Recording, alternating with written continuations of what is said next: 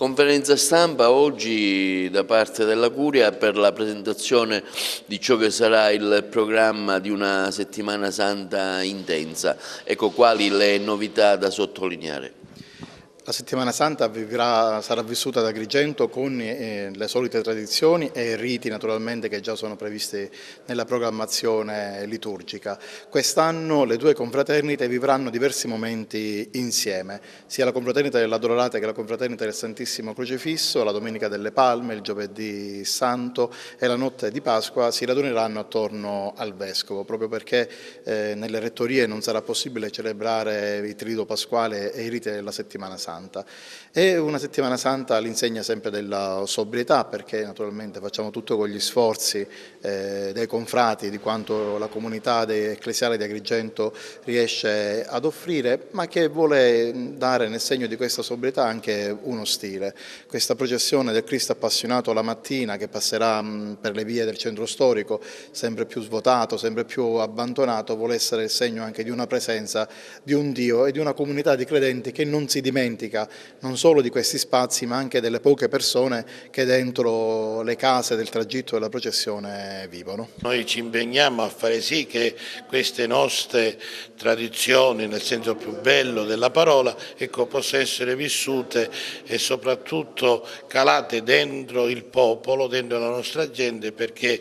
i sentimenti che sono stati di Gesù e della Madonna Addolorata possono essere realmente poi incarnati nella nostra vita. Cosa c'è di particolare? Sostanzialmente niente. I riti della Settimana Santa hanno così un itinerario, un percorso, un significato che dura da secoli ormai ad Agrigento. Particolarmente segnaliamo che la Domenica delle Palme saremo insieme le due confraternite nella Chiesa di Sant'Alfonso, che per adesso svolge un po' la funzione di parrocchia cattedrale, per un momento di unione, di comunione con il nostro Vescovo, e poi insieme le due confraternite andremo al Santuario dell'Addolorata mediante il percorso che fa il Gesù appassionato il Venerdì Santo per assistere, diciamo così, alla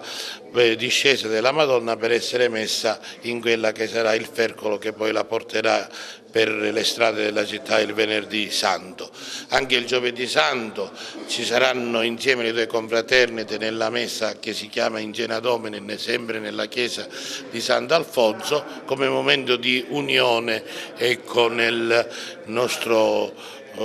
vicariato foraneo e nella nostra chiesa agrigentina intorno al Vescovo. Preciso che se non ci sarà la messa del Giovedì Santo al Santuario dell'Addolorata è proprio perché vogliamo essere così obbedienti, nel senso bello e gioioso dell'espressione, alle disposizioni del nostro Vescovo, che invita tutte le rettorie non solo della città ma anche della diocesi a celebrare il Triduo Pasquale nelle parrocchie, che il Triduo Pasquale ha senso in una chiesa soltanto quando si celebra interamente, cioè per tutti e tre i giorni. Quindi in questo senso accettiamo ben volentieri questo invito del nostro Vescovo a fare insieme la comunione proprio in questi giorni che sono solenni della Settimana Santa.